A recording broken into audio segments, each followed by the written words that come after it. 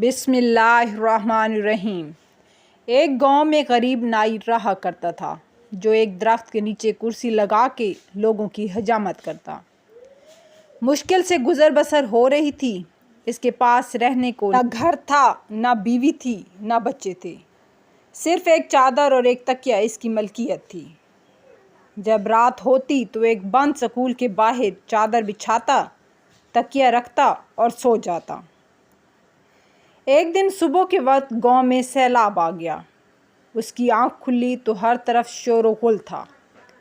वो उठा और स्कूल के साथ बनी टैंकी पर चढ़ गया। चादर बिछाई, दीवार के साथ तकिया लगाया और लेटकर लोगों को देखने लगा। लोग अपना सामान, घर की कीमती अशिया लेकर भाग रहे थे। कोई नकदी लेकर भाग रहा है, कोई जेवर, कोई बकरियां, तो कोई कुछ कीमती अशिया लेकर भाग रहा है। इसी दौरान एक शख्स भागता आ रहा था। इसने सोने के जेवर, पैसे और कपड़े उठा रखे थे।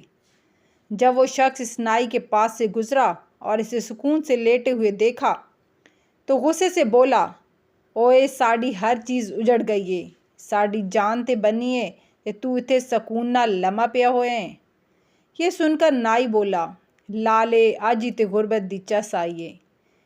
जब मैंने ये कहानी सुनी तो हंस पड़ा, मगर फिर एक ख्याल आया कि शायद रोज़े महशर का मंज़र भी कुछ ऐसा ही होगा।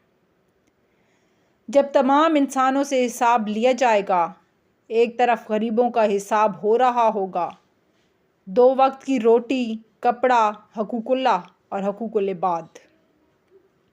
एक तरफ अमीरों का हिसाब हो रहा होगा, प्लाजे, दुकानें, फैक्ट्रियाँ, गाड़ियाँ, बंगले, सोना और जेवरात, मुलाजिम, पैसा, हलाल, हराम, ऐशो आराम, ज़कात, हकूकुल्लाह और हकूकुल इबाद।